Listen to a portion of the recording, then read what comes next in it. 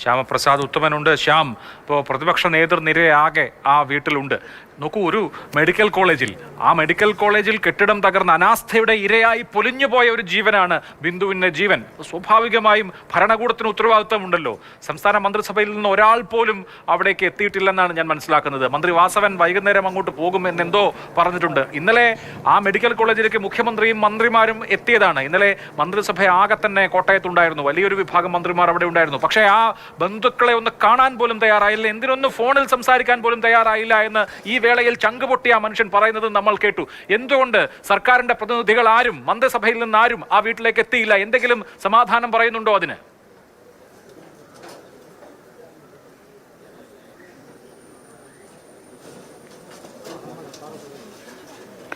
അഭിലാഷ, തീർച്ചയായിട്ടും ഒരു നാടൊന്നടങ്കം ചോദിക്കുന്ന ചോദ്യമാണ്. ഇത്രയും വലിയൊരു ഗുരുതരമായൊരു കൃത്യവിലോപം അത് സർക്കാരിൻ്റെ ഭാഗത്തു നിന്നുണ്ടായിട്ട് അതിനെ ന്യായീകരിക്കാൻ ശ്രമിക്കുകയല്ലാതെ മന്ത്രിമാർ ഇങ്ങോട്ടേക്ക് എത്തിയില്ല എന്ന ഒരു യാഥാർത്ഥ്യം, ആ യാഥാർത്ഥ്യമാണ് ഇവിടെ പ്രധാനമായിട്ടും ചോദിക്കുന്നത്. സ്വാഭാവികമായിട്ടും ജില്ലയിലെ മന്ത്രിയായിട്ടുള്ള VN വാസവൻ ഇന്നലെ മെഡിക്കൽ കോളേജിൽ ഉൾപ്പെടെ ഉണ്ടായിരുന്നു. ഒരു പക്ഷേ അവരെ ഒന്ന് കാണാൻ പോലും കൂട്ടാക്കിയിട്ടില്ല, ഇതുവരെയായിട്ടും കൂട്ടാക്കിയിട്ടില്ല എന്നതാണ് അതിൻ്റെ ഒരു യാഥാർത്ഥ്യം.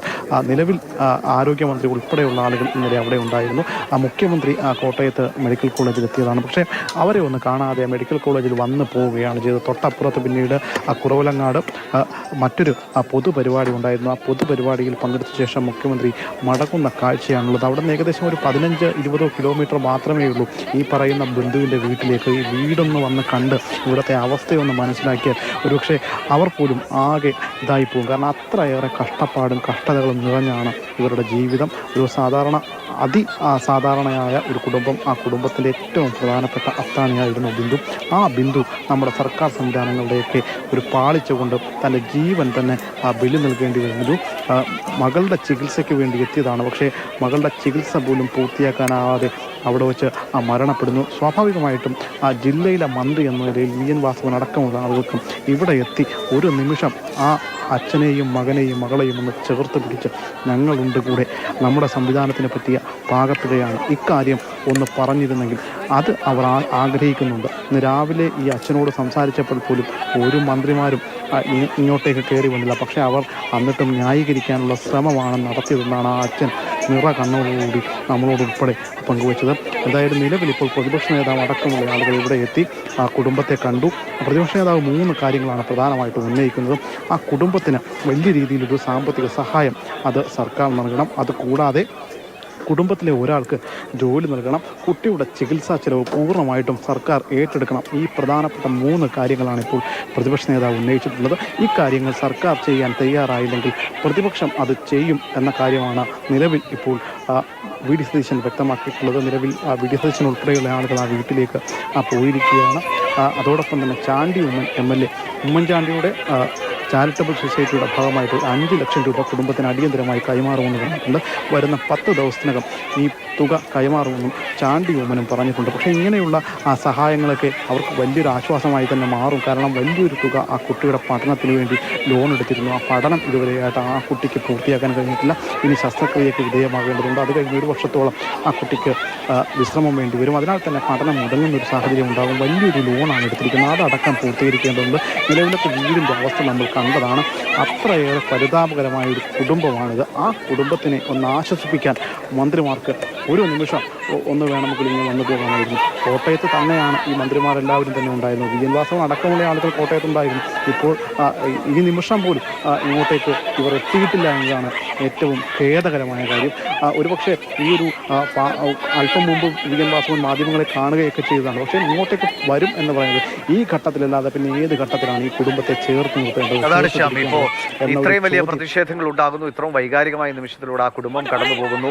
ഇന്നലെ അവിടെ മന്ത്രിമാർ ഉണ്ടായിരുന്നു, മുഖ്യമന്ത്രി ഉണ്ടായിരുന്നു, അപ്പോഴൊന്നും ആ കുടുംബത്തിനെ കാണാൻ തയ്യാറായില്ല. ഇന്ന് ഒരുപക്ഷെ ജനങ്ങളുടെ ഒരു പ്രതിഷേധം ഒരുപക്ഷെ പോലീസിന് നിയന്ത്രിക്കാൻ കഴിയുന്നതിനപ്പുറത്തേക്ക് കാര്യങ്ങൾ പോയേക്കാം എന്ന ചിന്ത കൂടിയാകാം മന്ത്രിമാർ അകന്നു നിൽക്കുന്നത്. പക്ഷെ അതിനെ മറികടക്കാനുള്ള ഒരു, അല്ലെങ്കിൽ ഇത് വളരെ ആ കുടുംബത്തിനൊപ്പം ഞങ്ങൾ ഉണ്ട് എന്ന് തോന്നിപ്പിക്കാൻ, അത് ചിലപ്പോൾ പ്രതിഷേധങ്ങൾ ഉണ്ടായാൽ അതിനെ തണുപ്പിച്ച് അല്ലെങ്കിൽ അവരോട് ഉത്തരം പറയാനുള്ള ഒരു കേൾപ്പ് വേണ്ടേ?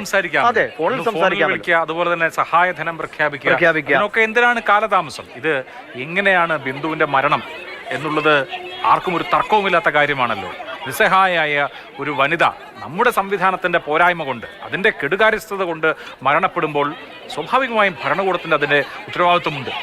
അതെന്തുകൊണ്ട് നിറവേറ്റുന്നില്ല എന്നുള്ളത് ഇപ്പോഴും മുഴങ്ങുന്ന ചോദ്യമാണ്.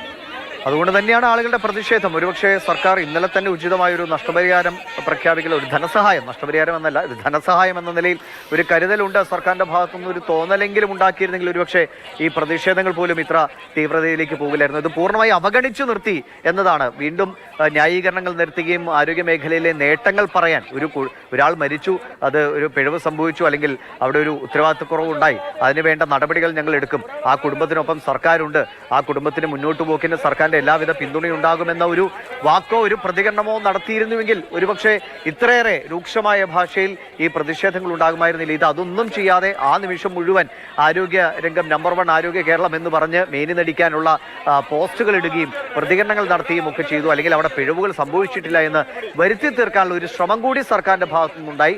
മറിച്ചു വേണ്ടിയിരുന്നത് അതെല്ലാം ഒഴിവാക്കി നിർത്തി സംഭവിച്ച പിഴവിനെ ആക്സെപ്റ്റ് ചെയ്യും, അതിനുവേണ്ട ഉചിതമായ നടപടികൾ സ്വീകരിക്കുമെന്ന് ജനങ്ങൾക്കും ആ കുടുംബത്തിന് ഉറപ്പ് നൽകി, ആ കുടുംബത്തിനൊപ്പം ഞങ്ങളുണ്ട് എന്ന് അവർക്ക് ആത്മവിശ്വാസം.